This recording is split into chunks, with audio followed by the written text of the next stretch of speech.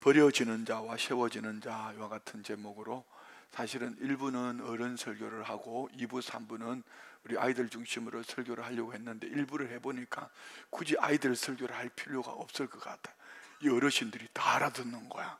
그래서 제가 준비한 것에 충실하게 할 수 있도록 하겠습니다. 그렇지만 평소에 45분 했다면은 이 시간 딱 35분만 할 테니까 잘 경청하시고 오늘 함께 말씀 나누는 가운데 우리 주님이 기뻐 받으시는 이런 은혜가 우리 삶 속에 있기를 원합니다.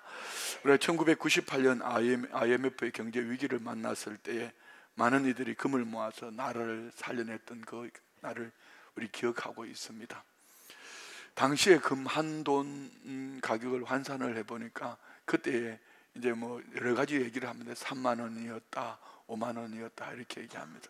어제 제가 금방 하시는 우리 권사님에게 요즘 금 한 돈에 얼마 하냐고 뭐 여쭤보니까 58만 원에서 60만 원 한답니다. 금의 가치가 그만큼 귀해졌다는 이야기죠. 세상에 가장 귀한 금도 그냥 산에서 캐다가 이렇게 금처럼 여겨지는 것이 아니라 산에서 캐서 채석을 하고 또 갈아서 뭐 이렇게 재련하는 과정이 참 복잡합니다.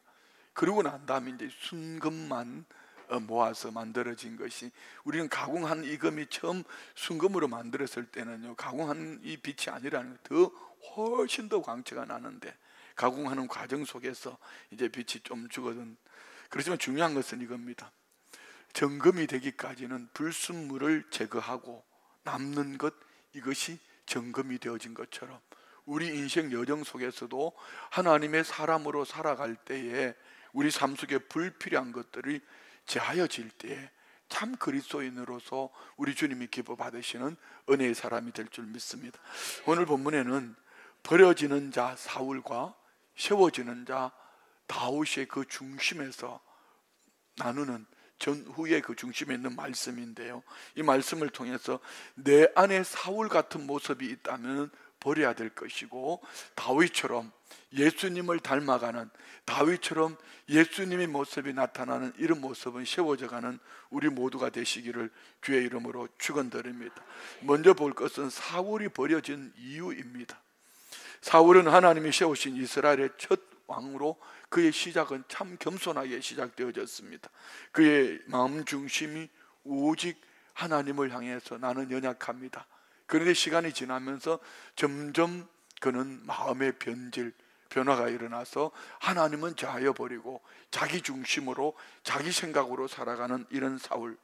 하나님이 사울을 왕으로 세우실 때의 말씀을 사무엘 선지자는 사울 왕에게 사무엘상 15장 7절에 17절에 이렇게 말씀합니다. 그때를 생각하면서 사무엘이 이르되 왕이 스스로 작게 여길 그때에 이스라엘 지파의 머리가 되지 아니하셨나이까?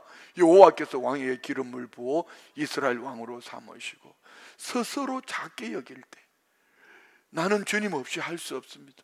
내 힘으로는 할 수 없습니다.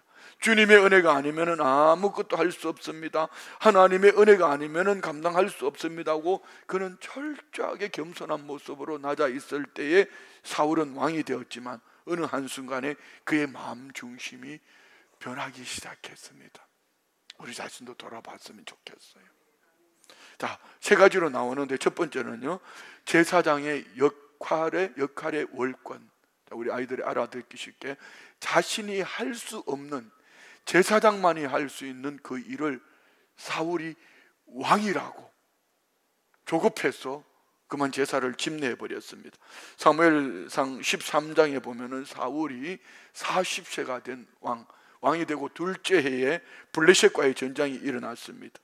그런데 블레셋은 쳐들어오고 그 백성들은 힘을 잃어가고 군사들은 사기를 잃어가고 있습니다. 그런데 제사를 집행해 주기로 한 사무엘 선지자가 시간이 되어도 도착하지 않습니다. 마음이 답답하기 시작합니다. 다급한 사울은 자기가 제사장 역할을 해버리는 것입니다. 분명히 권한 밖의 일입니다. 하나님이 정하신 질서가 아니라는 것이죠. 계속 기다리면서 하나님이 꼭 맞도록 하실 거야 라고 하나님의 은혜를 붙잡아야 될 때, 아직 거면 내가 왕인데 내가 할 수 있어 하고 그냥 제사장이 할 수 있는 그 일을 사울 왕은 그 일을 해버렸습니다. 자기 본분을 지키지 못하고 자기 위치를 지키지 못하고 자기 권한 밖의 일을 자꾸 행하는 사람은 자기 자신을 잘 몰라요. 그렇지만 하나님은 아시고 서서히 그 속에 문제가 드러날 때에 하나님은 아시고 그의 삶 속에 주시기로 하셨던 것, 하나님이 계획하셨던 일을 자여버리고 점점 인간의 모습으로 전락해버리는, 하나님의 은혜가 빠져버리면 인간은 동물처럼 삽니다. 헐크가 되고, 그리고 자기 생각으로 또 사람의 가치를 잃어버리는 것이죠. 하나님의 명령을 기다리기보다는 자기 판단으로 제사를 드린 이 사울왕, 급한 상황 속에서도 하나님을 향한 믿음으로 인내하지 못한 사울왕은 결국 자기 마음대로 행하다가 하나님으로부터 멀어지고 폐위를 당하게 되는 것입니다. 두 번째는 무모한 맹세로 공동체를 위태롭게 했다. 이 말은 생각 없이 던진 말 때문에, 명령한 말 때문에 모두를 힘들게 합니다. 우리에게 적용해 볼까요? 부모이기 때문에 홧김에 던진 이 한마디가 아이들에게 평생 치명적으로 상처로 남을 수도 있고, 홧김에 던진 부부의 관계 속에, 아니면 교우들과의 관계 속에 그 사람만 만나면은 그것이 내 마음의 상처가 되어서 고통이 될 수도 있습니다. 사무엘상 14장에 보면은 블레셋과 전쟁에 대처하고 있을 때 군사들이 배가 고파서 싸울 기력이 없습니다. 걸어가다가 그 숲속에서 꿀을 만났는데 사울 왕은 무모하게 명령합니다. 그 안에 있는 어떤 상처인지는 모르지만 우리가 이 전쟁에서 이기기까지는 아무것도 먹지 마라. 하나님 앞에 금식 기도를 시킨 것이 아니라 자기 신념, 자기 생각을 가지고 공동체를 아프게 한 것이죠. 생각 없이 명령한 말 때문에 모두를 힘들게 했습니다. 무모한 행동은 쓸데없는 고집에서 시작되어진 것입니다. 무너지는 공동체나 집단을 보면은 지도자들이나 아니면 그 자리에 있는 그분이 불필요한 자기 상처에서 나온 자기 고집으로 쓸데없는 자존심을 내세울 때에 결국은 자기 중심으로 그 공동체 안에서 자기 만족을 얻으려고 하지만 이 일이 하나님 앞에서 죄가 되더라는 것입니다. 음식을 먹지 말라는 명령은 군사들을 힘들게 하고 결국은 군사들이 전쟁에서 이겼을 때에 전리품에 고기를 피채 먹어버립니다. 너무 허기졌거든요. 율법을 그들은 어긴 것입니다. 이 일로 말미암아 그뿐 아니라 아들 요나단은 이 아버지 사울 왕의 명령을 듣지 못하고 그냥 꿀을 찍어서 맛보는 순간에 눈이 밝아졌습니다. 그러면 요나단이 꿀을 찍어서 먹는 순간에 눈이 밝아졌다면 군사들이 이 꿀을 먹었으면 얼마나 큰 힘을 얻었을까요? 그런데 더 바보 같은 것은 이겁니다. 그 아들이 내가 아무것도 먹지 말라고 말하는데 꿀을 찍어 먹었다고 그 아들 요나단을 죽이겠다고 말합니다. 백성들이 이는 하나님의 동력자라고 말해서 요나단을 구하게 되지요.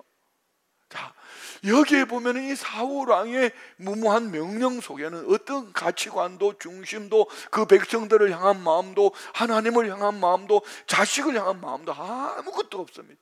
자기 상처에서 비롯되어진 자기 고집으로 말미암아서 공동체를 아프게 하고 고통스럽게 하는 것이, 우리 부모님들 여러분 안에 있는 이 상처가 자녀들을 엄청 고통스럽게 할 수 있습니다.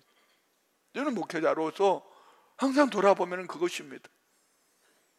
요즘 조금 철이 들어가는지는 모르지만 내가 참 많이 성도들을 아프게 했네, 아프게 하네, 이런 생각을 많이 합니다. 이 나라는 어떠하며 여러분이 살고 있는 직장은, 여러분이 다니고 있는 학교나 여러분의 공동체 생활은 어떠한지요?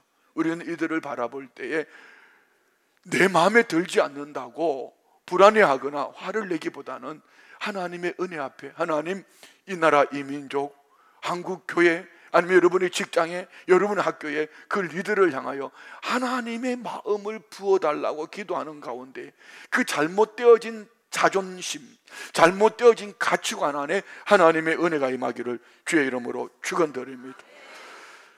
세 번째는 하나님의 명령을 어기고 불순종했습니다. 15장에 보면 하나님이 아말렉을 점령할 때에 아끼지 말고 남김없이 다 진멸해라.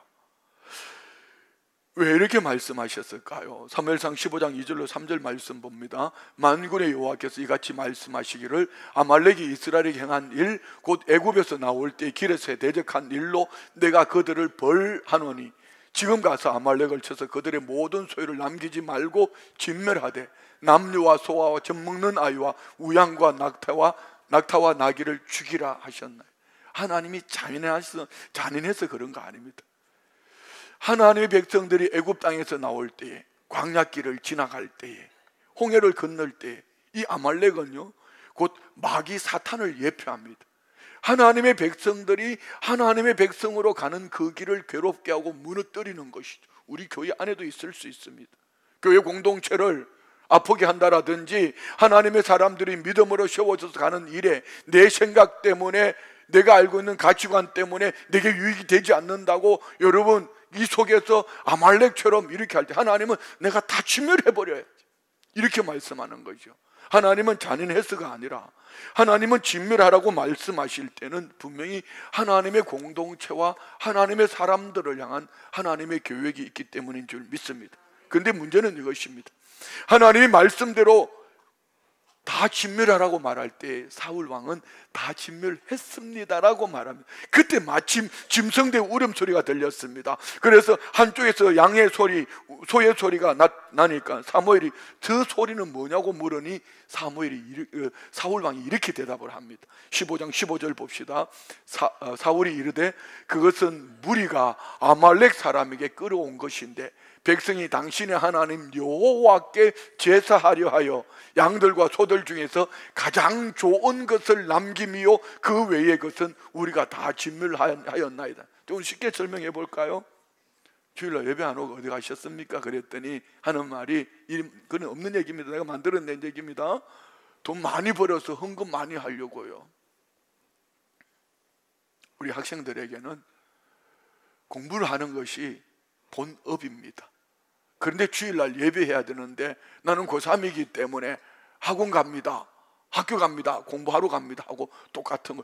앞으로 공부를 열심히 해야지 훌륭한 사람이 돼. 예, 맞습니다. 공부를 많이 해야 됩니다. 열심히 해야 됩니다. 그러나 그보다 더 본질은 내가 마땅히 하나님을 예배해야 될 자리에 있는 것 말입니다. 하나님의 말씀에 순종하는 것 말입니다. 이는 오늘 이 세 가지는 하나님의 계획 속에, 하나님의 질서 속에 사울 왕은 자기 중심으로, 결국은 이런 얘기입니다. 이 사울의 이 말 때문에, 사울 왕의 이 말 때문에 사무엘 선지자가 정말 중요한 말을 우리에게 들려주시죠. 사무엘상 15장 22절로 23절 말씀 봅시다. 사무엘이 이르되 여호와께서 번제와 다른 제사를 그의 목소리를 청종하는 것을 좋아하신 같이 좋아하시겠나이까? 순종이 제사보다 낫고 듣는 것이 순양의 기름보다 나으니 이 일보다는 순종해라는 것입니다. 업적보다는 순종하라는 것입니다. 공부를 잘하는 것보다는 먼저 하나님을 예배하는 자가 되라는 것이지요. 다시 말씀드리면은 하나님께 불순종하고 하나님의 질서를 지키지 않고 자기 고집과 자기 뜻대로 움직이는 사울 왕으로서 하나님은 이를 왕으로 더 이상 인정하고 싶지 않다는 말씀입니다. 그랬더니 사울이 어떻게 응답하지요? 사울이 사무엘에게 제발 백성들 앞에서 내 체면 좀 살려달라고 말합니다. 하나님 말씀 보시겠습니다. 15장 30절이요. 사울이 이르되 내가 범죄하였을지라도 이제 청하옵나니 내 백성의 장로들 앞과 이스라엘 앞에서 나를 높이사 나와 함께 돌아가서 내가 당신의 하나님 여호와께 경배하게 하소서. 무슨 얘기입니까? 내가 왕인데 내가 잘못했는 거 알고 있습니다. 앞으로 잘할게요. 그렇지만 이 백성들과 장로들 앞에서 나를 좀 높여주세요. 그러면 같이 가서 예배하겠습니다. 이 얘기입니다. 참 어리석은 삶이지요. 자, 결국 사울의 문제는 여러 가지 문제가 나타났습니다. 월권을 하고 무모한 맹세를 하고 불순종하고 거짓말을 하고 변명을 하고 합리화를 시키고 다양하게 자기 체면을 세워달라고 하지만 결국은 한 가지입니다. 그 마음 중심에 하나님이 계시지 않았다는 얘기입니다. 여러분 잘 생각해 보세요. 좀 구체적으로 이렇게 막 적용하고 싶은 말들이 많지만 늘어질까 봐. 여러분 한번 잘 생각해 보십시오. 나는 자기 합리화로, 나는 내 생각으로, 내 변명으로, 내 경험으로 하나님의 질서를 쫓아 내가 있어야 될 꼭 그 있어야 될 예배의 자리에, 내가 해야 될 꼭 그 일들 말입니다. 그 어떤 자리에서 나는 어떤 모습으로 신앙생활하고 있는가? 자기 자신을 한번 돌아보십시오. 마음 중심에 하나님이 계시지 않고 내 뜻대로, 내 생각대로, 내 방법대로, 내 경험으로 나는 다 안다, 다 안다, 이런 거 말입니다.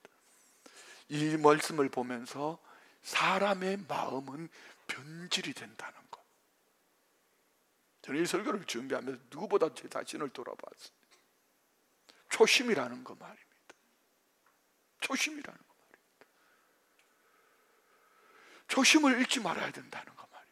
목사로서 기름 부음을 받을 때, 장로로서 안수집사로서 권사로서 무릎 꿇고 기름 부음을 받고 눈물로 기도하며 내가 이렇게 충성된 일꾼으로서 아론처럼 훌처럼 섬기며 살겠습니다라고 결단했던 그때의 그 자리에서 내가 식어졌더라면, 떨어졌더라면 내 마음에 분명한 변질이 일어난 것입니다.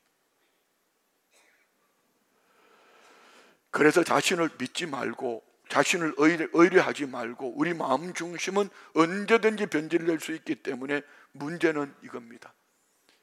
변질되었을 때 자기가 변질되었다는 것을 모른다는 것 말이에요. 누군가가 옆에서 일러주면은 이게 화가 나는 겁니다. 이건 건드릴 수가 없어요. 이거하고 같은 거예요. 깨진 유리줄하고 같은 거죠. 누군가가 잘못됐다고 말하면은 깨져버립니다. 이 교회 아니면 없냐? 아니면은 화를 벌컥 내면서 나도 다 해봤다고, 다 안다고 이렇게 말하지만 중요한 것은 그 마음속에 하나님이 계시지 않아서 멀리 못 가서 하나님으로부터 은혜와 응답과 축복은커녕 결국은 자기 방법대로 살다가 결국은 그 한 사람으로 말미암은 공동체의 아픔, 고통을 당하게 되는 것이지. 그런데 여기 중요한 원리가 또 하나 있습니다. 하나님께서 사울을 왕으로 버리셨지, 왕으로서 내려오게 하실 때에 그 사울을 사랑하셔서 변질된 사울을 사랑하시는 하나님이 그에게 회개할 기회를 주셨습니다. 사울 왕으로 폐하셨다 말씀하셨지만 곧바로 왕의 자리에서 내려온 것이 아니라 긴 시간 동안 왕으로서 있을 뿐 아니라 그 과정 속에 다윗을 기름 부어 세웠지만 다윗도 사울 왕을 바라보면서 왕으로 저렇게 살면 안 돼, 긴 시간 왕으로 훈련받는 과정 속에 하나님은 사울에게 기회를 주신 것이지요. 자, 그러면 오늘 우리는 나의 병약함 때문에 물질의 사람 관계, 환경의 크고 작은 일들, 내가 원하지 않는 일들을 만났을 때 하나님이 나를 사랑하시는구나, 시험, 시련, 환난, 역경을 통하여서 이것은 빼앗겼지만, 이것은 내려놓았지만 하나님 앞에 철저히 회개하고 하나님의 사람으로, 너 하나님의 사람아, 사랑은 내 아들아, 내 딸아, 너는 내게 보배롭고 존귀한 자니 너 그렇게 살면 안 돼 말씀하시는 주의 음성에 귀가 열리기를 주의 이름으로 축원드립니다. 하나님이 원하시면 사울 왕의 자리보다도 너는 내 백성이야. 할렐루야. 이는 우리에게 매우 중요한 교훈입니다. 하나님께 버림받고도 스스로 모를 수 있습니다. 지금도 우리는 영향력 있는 자리에 있을 수도 있고요, 사역할 수도 있습니다. 하나님께서 더 이상 인정하지 않으시는 자리일 수도 있습니다. 하나님이 버리셨어도 회개할 기회를 주시고 당분간은 그냥 둘 수도 있습니다. 목사란 타이틀이 그리 중요한 거 아닙니다. 여러분의 직분이 그리 중요한 거 아니란 말입니다. 하나님이 사울을 버리셨다는 것은 하나님이 사랑하시는 한 인간, 한 영혼을 버린 것이 아니라 그 왕의 자리에서 내려오게 하시고 다시 너는 돌이켜서 하나님의 사람으로 살라고 하나님이 기회를 주셨지만 사울 왕은 결코 하나님의 이 사랑의 채찍, 어쩌면 시험이다, 시련이다, 환난이다, 이 사랑의 채찍 앞에 그는 끝까지 돌아오지 않고 끝까지 마이웨이 그 길을 가다가 버림받은 것입니다. 사무엘은 돌아오지 않는 사울을 보며 매우 슬펐습니다. 사무엘상 15장 35절 말씀 볼까요? 사무엘이 죽는 날까지 사울을 다시 가서 보지 아니하였으니 이는 그가 사울을 위하여 슬퍼함이었고 여호와께서는 사울을 이스라엘 왕으로 삼으신 것을 후회하셨더라. 사무엘 선지자는 이 사울 왕을 보면서 마음이 너무 슬펐어요. 그러나 찾아갈 수가 없었습니다. 그런데 이미 하나님은 이 사울 왕을 왕으로 세운 것을 후회하셨다. 왜요? 왕으로 패하시고 다시 기회를 주시고 여러 번 회개할 기회를 주었지만 그는 돌아오지 않습니다.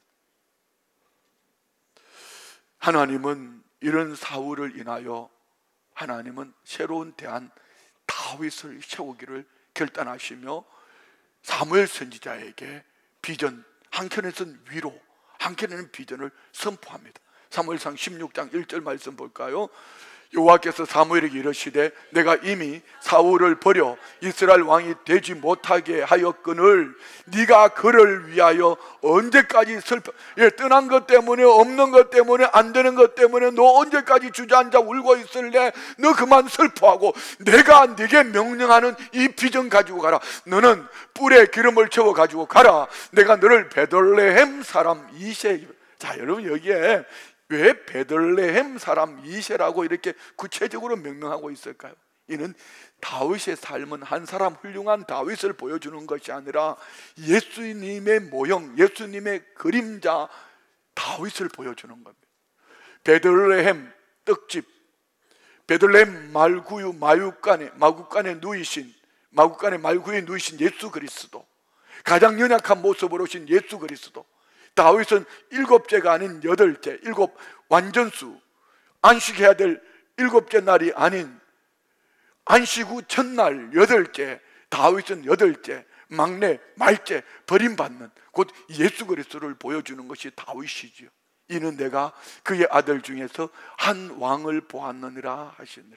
만왕의 왕이신 예수 그리스도를 보여주는 삶이 바로 다윗의 삶이었다는 것입니다. 저와 우리는 세상에서 예수님을 나타내 보이기에 부족함이 없는 은혜의 삶이 되시기를 주의 이름으로 축원드립니다. 하나님이 사무엘 선지자도 보호하고 다윗도 보호하고, 다윗은 아직도 왕으로 기름 부음 받지만 비밀리에 다윗에게 기름 붓기 위해 사무엘을 이새의 가정으로 보내십니다. 그것도 예배한다는 목적으로. 사무엘이 이새의 가정에 도착해서 아들들이 다 모여서 사무엘 앞을 지나가고 있습니다. 첫째 아들 엘리압이 지나갔습니다. 둘째 아들 아비나답이 지나갔습니다. 셋째 아들 삼마가 지나갑니다. 넷째, 다섯째, 여섯째, 7째까지 다 지나갔는데 사무엘 선지자의 마음에 눈에 보니 속 마음에 드는 사람 첫째 아들에서 기름을 부으려 하니 하나님이 아니라는 것입니다.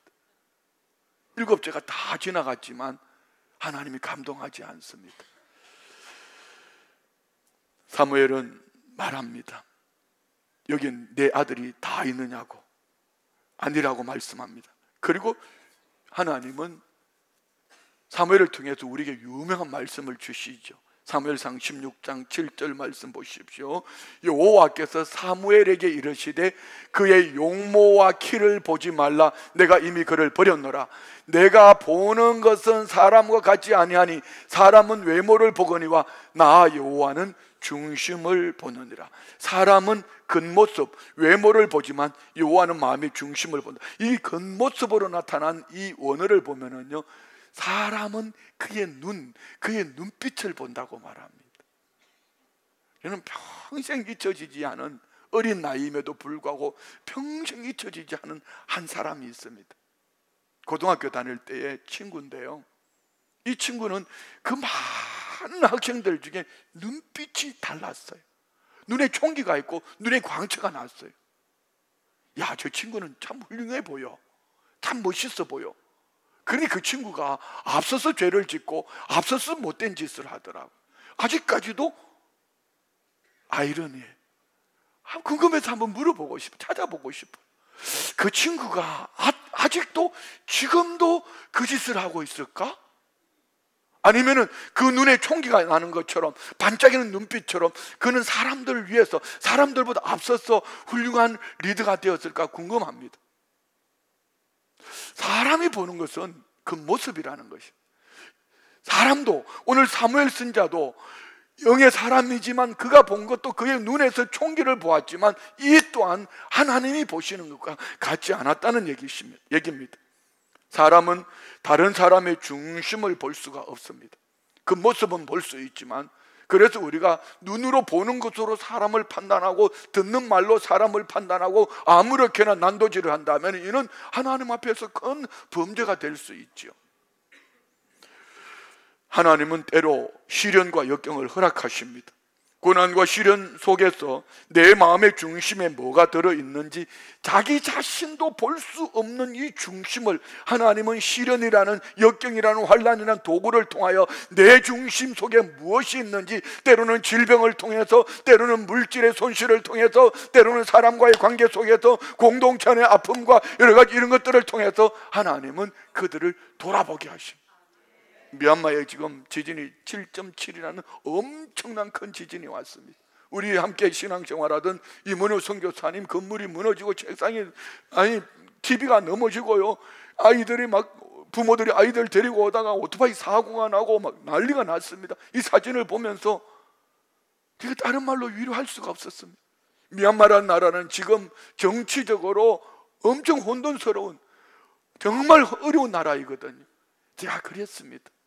이 일을 통하여 하나님께서 미얀마의 새로운 질서를, 복음을 받아들일 수 있는, 그래서 메시지를 주고받으며 기도라는 단어, 할렐루야라는 단어, 하나님이라는 단어를 쓸 수가 없는 나라가 그 나라입니다. 그런데 하나님께서 이 일을 통하여서 그 나라를 회복시켜 주시기를 원합니다. 고난은 없어도, 아멘 크게 할 준비해요. 고난은 없어도 좋은 환경의 축복 속에서 마음의 중심이 하나님 중심으로 살아내는 여러분 되시기를 주의 이름으로 축원드립니다. 할렐루야. 네, 사무엘상 10장 16장 10절로 11절에 보면은 이렇게 말합니다. 이새가 그의 아들 7을 다 사무엘 앞으로 지나가게 하나 사무엘이 이새에게 이르되 여호와께서 아들 이들을 택하지 아니하셨느니라 하고, 또 사무엘이 이새에게 이르되 네 아들들이 다 여기 있느냐. 이새가 이르되 아직 막내가 말째. 이는 사랑받는 막내를 말하는 것이 아닙니다. 원어에 보면 집안에 있으면 우한, 집안에 있으면 부모도 형제도 인정하지 않는 상처투성이 남았는데 그는 양을 지키나이다. 사무엘이 이새에게 이르되 사람을 보내 그를 데려오라. 그가 여기 오기까지는 우리가 식사 자리에 앉지 아니하겠노라. 자, 이것이 맡은 자의 사명이지요. 사무엘 선지자 보십시오. 내 마음에 든다고, 내 눈에 든다고, 내게 좋다고, 내게 뭘 해준다고 그리 하지 않았습니다. 하나님의 말씀 앞에 철저하게 그가 오기 전까지는 이 식탁이 자리 않겠다고. 그런데 다윗이 사무엘 앞에 올 때의 모습, 여러분 여러 말씀을 드렸습니다. 16장 12절 말씀 볼까요? 이에 사람을 보내어 그를 데려오매 그의 빛이 붉고 눈이 빼어나고 얼굴이 아름답더라. 여호와께서 이르시되 이가 거니 일어나 기름을 부어라. 자, 이 한 구절은 사울 왕이 버려질 때의 말씀과 정반대, 하나님을 가까이 할 수밖에 없는, 버려진 그 자리에서 이 다윗을 바라보시는 하나님의 은혜가 무엇이었는지를 정확하게 말씀해 주. 다시 말씀 올려놓으세요. 자, 봅시다. 첫 번째, 그의 빛이 붉고. 무슨 얘기죠? 그는 목동으로서 버려진 자리, 집에서는 잔치하고 있는데 얼마나 집에 가고 얼마나 화가 나겠어요. 얼마나 속이 뒤집히겠어요. 그럼에도 불구하고 아버지 몇 마리 양을 위해서 양들과 함께 들판에서 얼굴이 붉고 얼굴이 타도록. 자, 여러분 눈 가리면 하면 안 돼요. 교회에서 예배 시간에만 아닙니다. 우리 신앙은요, 하나님과의 관계도 있지만 삶에서 사람들과의 관계 속에 어떻게 살아가는가, 이것이 신앙입니다. 다윗은 철저하게 하나님 앞에서 아무도 보지 않는 그 자리에서 말 못한 짐승들을 지켜내는, 그들과 함께하는, 얼굴이 붉고, 두 번째 눈이 빼어나고, 사무엘상 17장에 보면 사자로부터 곰으로부터 아버지 양을 지켜냈다. 목숨 걸었다는 겁니다. 눈이 빼어나도록 잠시 눈이 잠들지 않고 시들지 않고 그 양들을 지켜내는 다윗의 모습. 사울왕은 어땠습니까? 자기 기분대로 반응합니다. 자기 마음대로 반응합니다. 여러분은 어떠세요? 여러분의 신앙은 어떻습니까? 기분에 따라 오고 가고, 기분 나쁘면 뭐 욕도 했다가 속을 뒤집었다가 그렇게 살아가는 것이 아니라는 것이, 목숨 걸고 하나님께서 맡겨주신 그 자리에서 맡겨주신 그 사명을 감당하는 다윗. 그런데 얼굴이 아름답더라.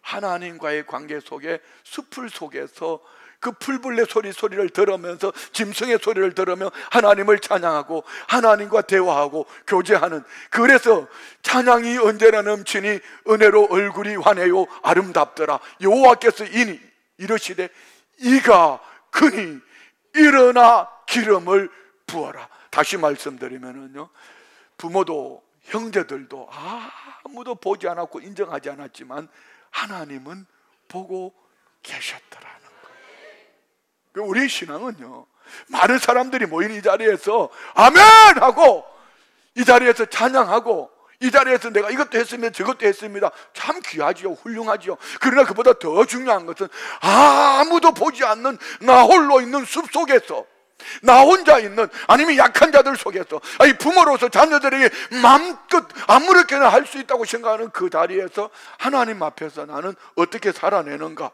이때 다윗의 나이가 약 15살, 15세 전후로 청소년기. 여러분, 북한의 김정은이가 못 내려온 이유가 중2 때문이라고 그러잖아요. 중2. 요즘은 초등학교 5학년으로 넘어갔대요. 15살의 가장 예민한 청소년 시기입니다.